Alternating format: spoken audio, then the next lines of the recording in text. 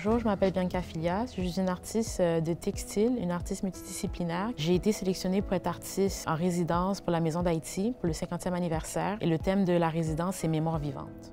Pour la résidence artistique, j'ai décidé de travailler le deuil, spécifiquement une exploration du croisement entre la mémoire et le deuil, explorer le fait qu'on vit dans une société que le deuil est vraiment individuel et non collectif. Pourquoi est-ce que, quand j'ai perdu ma mère en 2017, j'ai décidé de vivre mon deuil tout seul et non à le parler, à en faire part, à le partager avec mes proches? C'est quelque chose qui a toujours été quelque chose qui est solitude et non dans une communauté. C'est pour ça que le deuil était le thème de la résidence, de puiser dans des archives de ma mère, de prendre des photos, de prendre des cartes qui lui appartenaient, de prendre des items qui lui appartenaient, puis ensuite en faire un collage. C'était ma manière pour moi de non seulement la remettre dans le monde du vivant, mais aussi de partager une partie de qu'est-ce qui représente le deuil pour moi.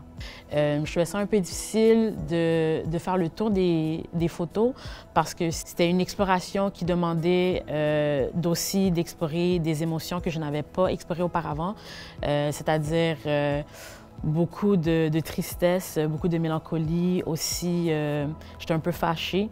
Que c'était dur de m'asseoir puis de prendre chaque photo et de me dire que j'allais accepter qu'est-ce que je ressentais à chaque fois que j'explorais une photo ou que j'allais à travers les objets que je trouvais. Par exemple, une carte que j'avais écrite à ma mère pour la fête des mères, une carte que j'avais écrite pour l'Action de grâce, une carte de Noël. Ma mère, elle m'avait laissé un album à la naissance. T'écris les premiers pas de tes enfants, t'écris son premier rire, t'écris leur signe astrologique. C'était tous des moments que je trouvais difficiles de confronter, mais qu'avec la résidence, ça m'a permis d'avoir un sentiment d'acceptation et de réconciliation par rapport à la mort en général. À travers cette résidence, j'ai grandi émotionnellement. J'ai pu passer à travers des conflits internes que j'avais. J'ai grandi aussi par rapport à... Je me suis rapprochée d'une manière ou d'une autre avec ma mère, même à travers la mort. Il y a aussi le pardon qui est venu par rapport à tout ça.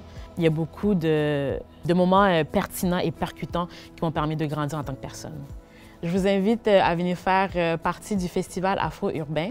Le vernissage, ça va être le 24 mars, ça va être un 5 à 7. Je vous invite à venir voir le travail que j'ai fait et de mes confrères et consoeurs.